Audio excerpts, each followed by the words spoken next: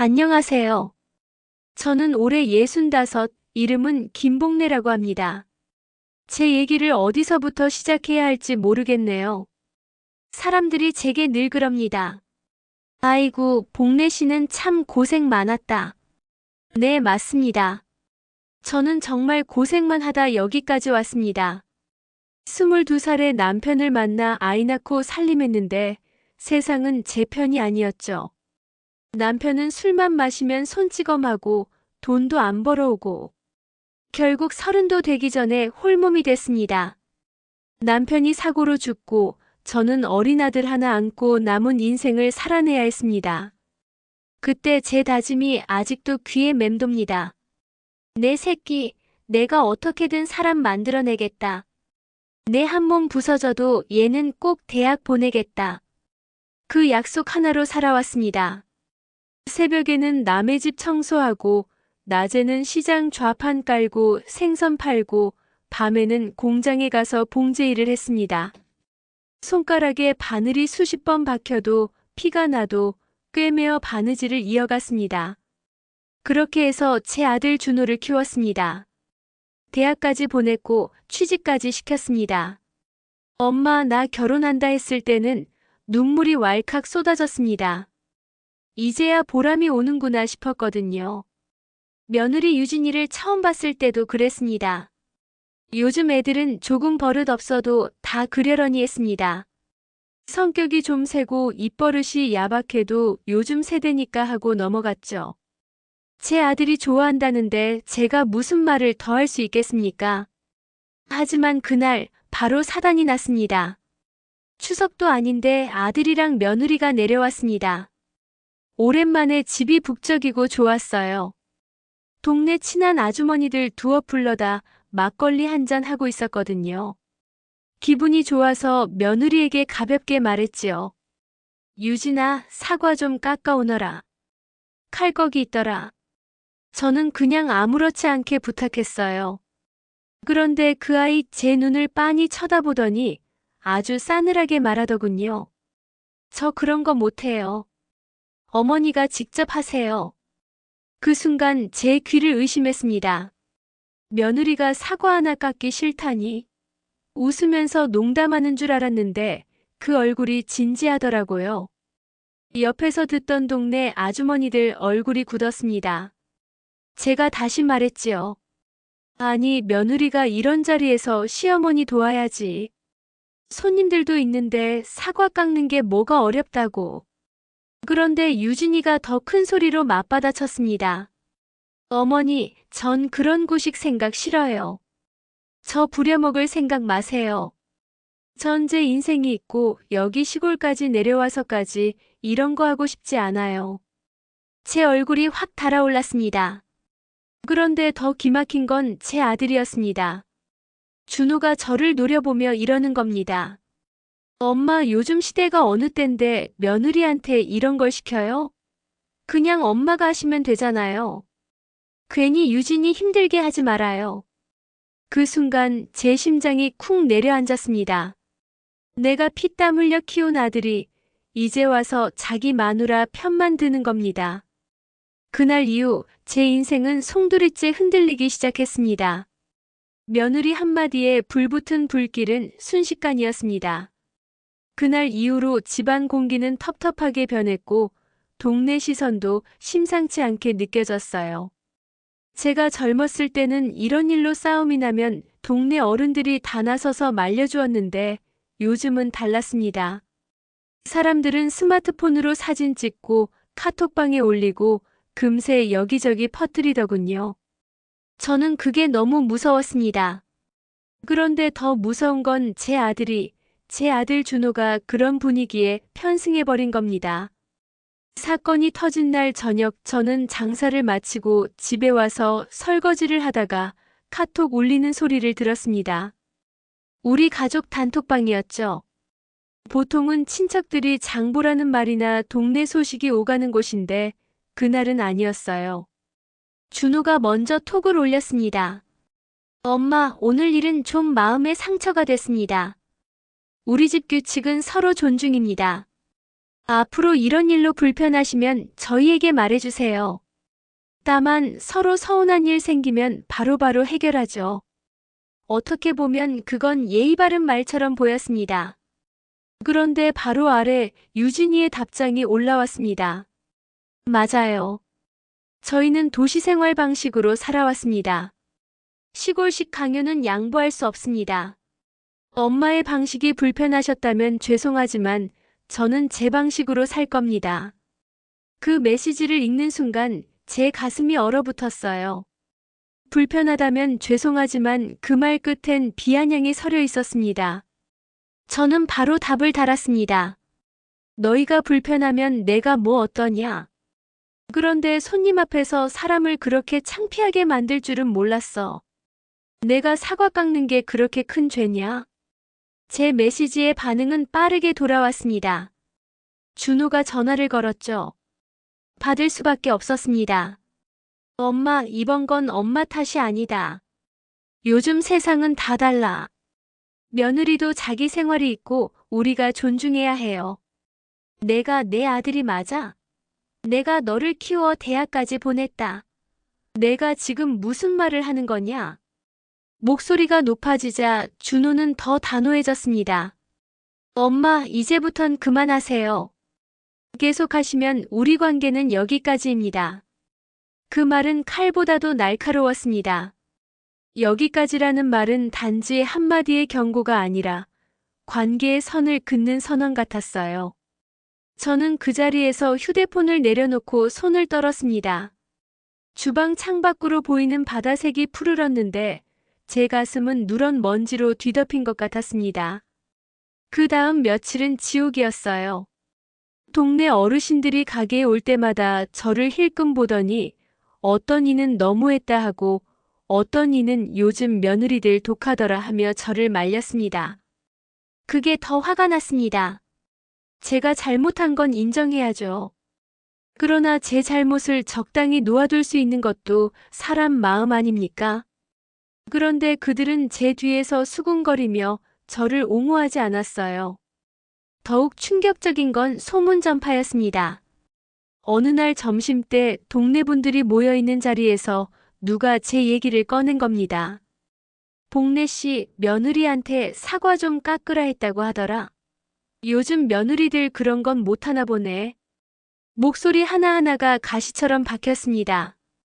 제가 손님에게 밥을 나르다가 그 소리를 들었을 때 국그릇을 들고 있던 제 손이 미세하게 떨렸어요. 그날 저녁 집에 와서는 아무도 저를 반기지 않았습니다. 준호는 아예 문전박대식으로 전화를 끊었고 유진은 메시지로 우리 가정의 선택을 존중해달라는 문장을 남겼습니다. 문장 끝에 어조가 제 심장을 꽉 짓눌렀습니다. 사람 마음이라는 게 웃기지요. 내가 가장 버티고 싶던 건 가족이었는데 가족이 더 잔혹한 칼날이 되어 돌아왔습니다. 저는 그 칼날에 맞아 이리저리 베이며 살아야 했어요. 밤에는 잠이 오지 않아 오래전에 쓴 일기를 꺼내 읽기도 했습니다. 일기장에는 내 새끼 잘 키우겠다는 다짐만 잔뜩 적혀 있었는데 지금 그 다짐이 말라붙어 바스러지는 소리가 들렸습니다. 그 와중에도 유진과 준호의 행동은 점점 더 적반하장으로 변해갔습니다. 어느 주말 제가 빨래방 문을 닫고 동네 책방에 들렀는데 서점 주인이 나를 힐끔 보더니 속삭였습니다. 어머니, 요즘 젊은 사람들은 글쎄. 저도 모르게 목소리가 높아졌습니다. 그런 말 하지 마세요. 제 집안 문제예요. 제가 해결할 테니 끼어들지 마세요. 서점 주인은 눈을 깜빡이고 고개를 숙였습니다. 그런데 그날 저녁 제 카카오 스토리에 누군가가 사진을 올려놨더군요. 제 사진에 댓글이 달렸습니다. 시어머니가 요새 유난하네. 도대체 손님 앞에서 뭐가 그리 못났다고 그래?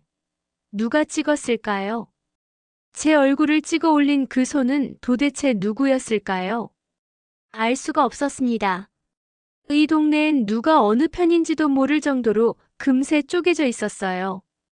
가장 가슴 아팠던 건 손자 얘기였습니다. 준호가 원래 손자를 모시러 주말마다 온다고 했었어요. 아이를 데리고 바닷가 놀러 보내고 생선도 사주고 그랬습니다. 그런데 그 주말 아이는 오지 않았고 준호는 메시지로 이번 주는 바빠서 못 간다 하고 보냈습니다.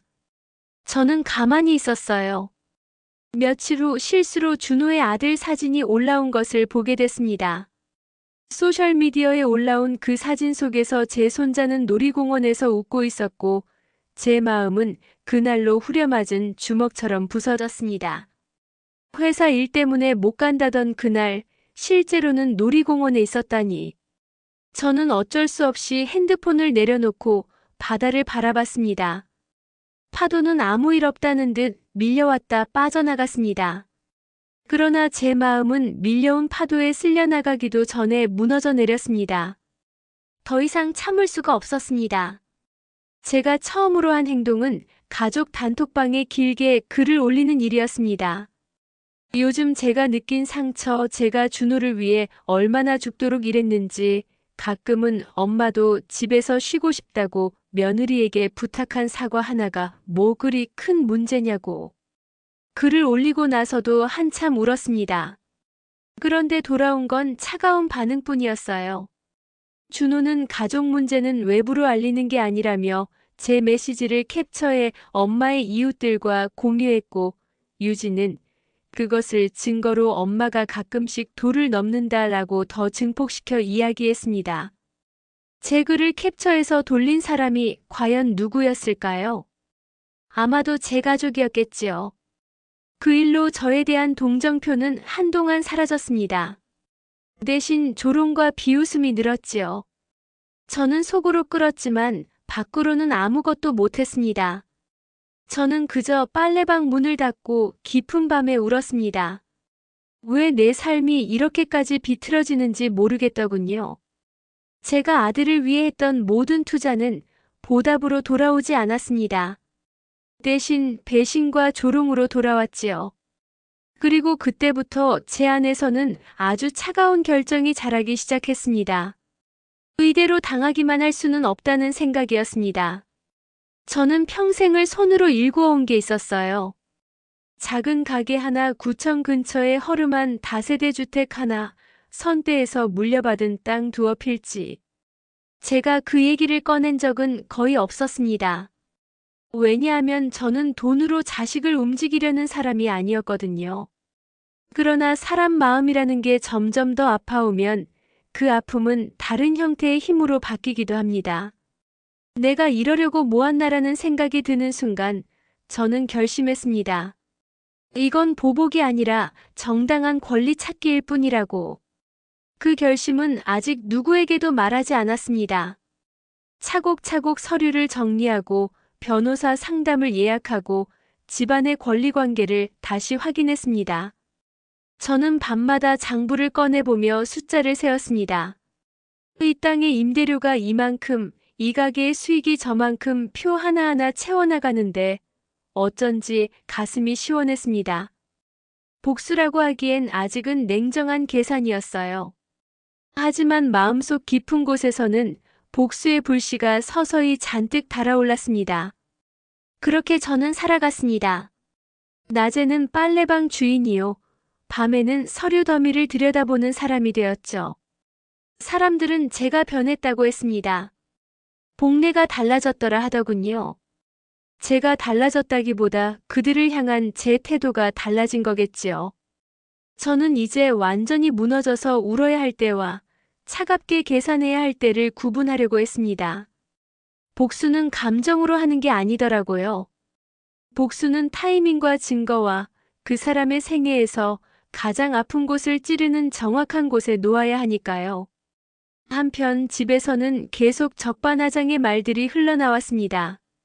준호는 친정에서 온 메시지를 캡처해 보여주며 엄마가 너무 과했다라고 말했고, 유진은 동네 모임에서 저를 흉보며 웃음을 터뜨렸습니다. 동네 사람들은 그걸 듣고 고개를 끄덕였습니다. 제 속은 아팠지만 그 상처는 곧 다른 불꽃으로 바뀌었습니다. 저는 참고 또 참고 마음속 서류함에 데이터를 모았습니다. 통장 내역 메시지 캡처, 모임에서 들은 증언들. 차근차근 모으니 한 달이 지나자 분명한 그림이 보이기 시작했습니다. 그리고 그 그림 위에 저는 마지막 한 수를 놓을 준비를 하고 있었어요. 하지만 아직 그 한 수는 비밀입니다. 복수는 소리 없이 준비되어야 더 통쾌하니까요. 지금은 단지 갈등이 더 깊어졌고 제 안에 차가운 결정이 자라났다는 것만 아시길 바랍니다. 다음엔 그 결심이 어떻게 현실로 바뀌는지 이야기하겠습니다. 사과 사건 이후로 우리 집은 완전히 갈라졌습니다. 전화 한 통도 없고 명절에도 발길을 끊어버렸어요. 아들 준호와 며느리 유진이는 서울에서 자기들끼리만 사는 게 편하다며 더 이상 시골엔 내려오지 않았습니다. 저는 처음엔 속이 상해 울고만 있었지요. 그러나 사람 입에서 입으로 전해지는 소식은 숨길 수가 없었습니다. 동네 사람 하나가 제게 귀띔을 했습니다. 복래 씨 며느리네 서울에서 새 차 뽑았다며 준호가 융자까지 내줬다던데. 순간 귀가 멍멍해졌습니다. 준호가, 제 아들이, 제 앞에선 돈 없다, 힘들다 하던 그 아들이, 그런데 며느리에게는 새 차를 뽑아줬다니. 며칠 뒤 더 충격적인 걸 봤습니다. 친구 딸이 올린 SNS 사진 속에서 제 며느리 유진이가 화려하게 차려입고 웃고 있더군요. 옆에는 준호가 그리고 그 옆에는 제 손자가 있었습니다. 놀이공원, 여행, 호텔 뷔페 제가 보고 싶었던 손자는 거기 있었고 저는 그 자리에 없었습니다.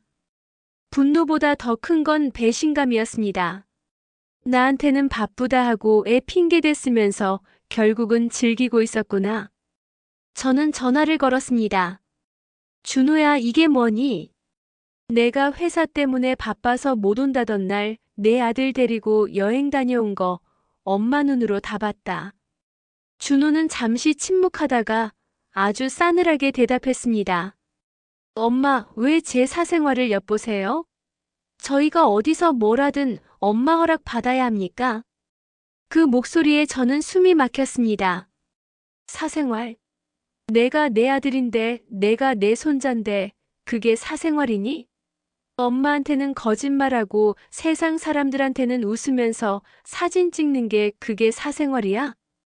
그때 며느리 유진이가 전화를 빼앗아 들더니 제 가슴을 쿡 찌르는 말만 했습니다. 어머니, 그만 좀 하세요. 저희는 이제 독립한 가정입니다. 어머니한테 보고할 의무 없어요.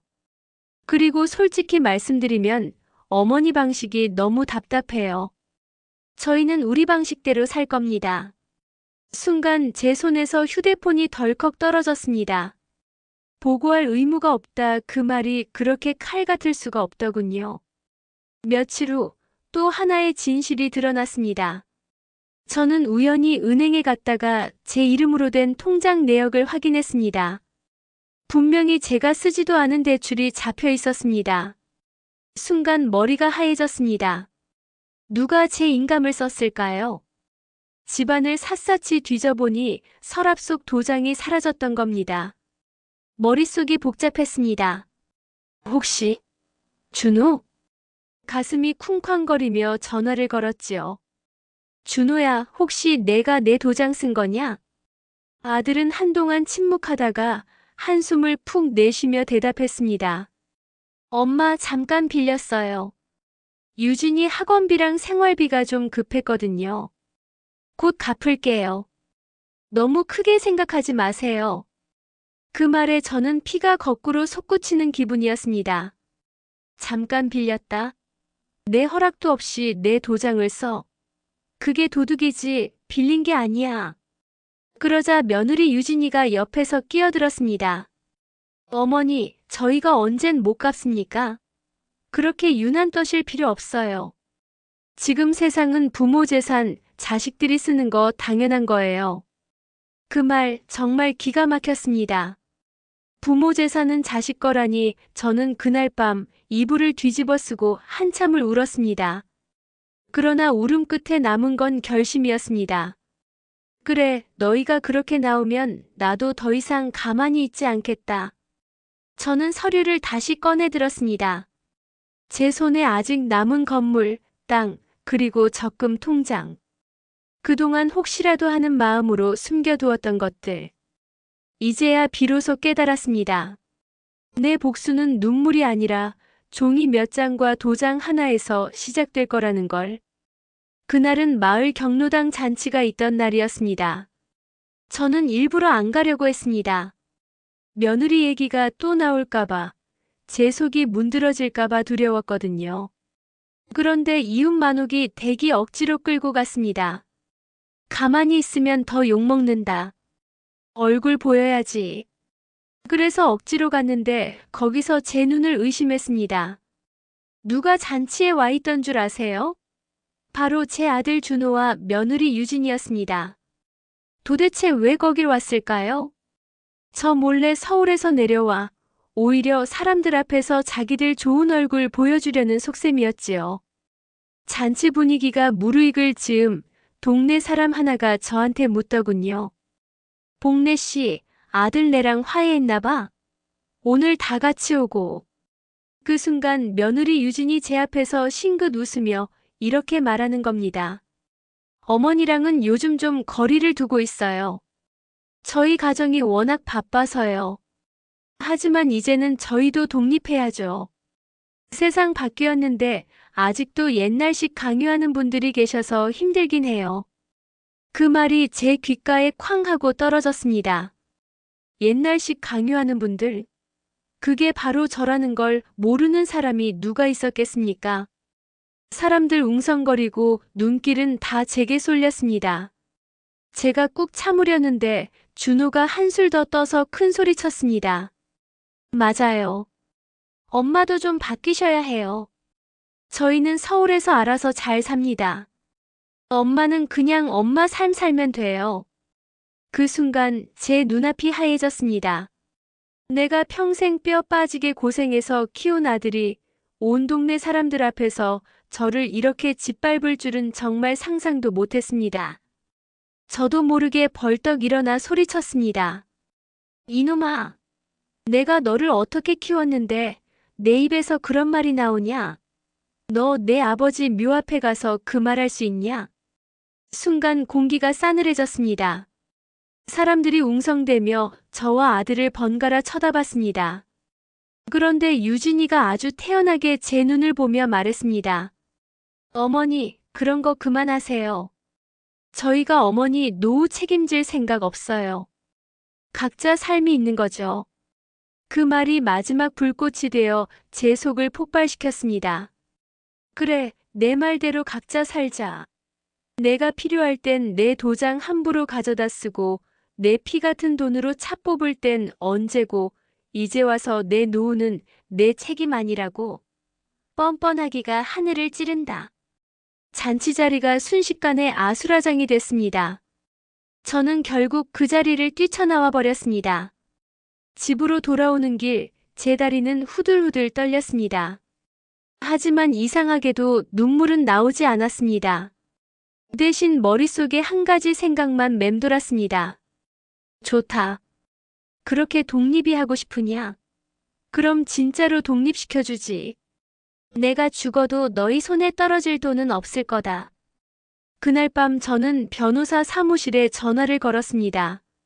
내 재산 전부를 다시 정리할 준비를 하기 위해서였지요. 이제 더는 자식도 며느리도 내 손 하나 흔들지 못하게 할 겁니다. 그날 이후 저는 더 이상 울지 않았습니다. 아들과 며느리의 말은 제 심장을 도려냈지만 그 칼날이 오히려 저를 단단하게 만들었죠. 저는 변호사 사무실을 찾아갔습니다. 낡은 서류 봉투 속에 차곡차곡 모아둔 땅 문서, 건물 등기, 적금 통장 사본까지 모두 들고 갔습니다. 변호사가 놀라더군요. 어머니, 이 정도면 꽤 큰 자산입니다. 상속이나 증여를 하실 계획이신가요? 저는 단호하게 말했습니다. 아니요. 내 자식들한테는 한 푼도 안 갑니다. 오히려 평생 저를 챙겨준 조카와 지역복지관에 기부할 겁니다. 지금 당장 유언장을 작성해 주세요. 그날 밤 저는 사인을 하고 도장을 찍었습니다. 그 도장은 이제 더 이상 아들과 며느리가 함부로 쓸 수 없는 제 무기였습니다. 며칠 후 준호와 유진이 제 집을 찾아왔습니다. 얼굴은 뻔뻔했고 목소리는 오히려 당당했습니다. 엄마, 지난번은 죄송했어요. 근데 우리도 힘들어서 혹시 엄마가 도와줄 수 있는 게 있을까 해서요. 그 순간 저는 속으로 피식 웃었습니다. 도와달라. 이제 와서? 저는 일부러 침착하게 웃으며 앉았습니다.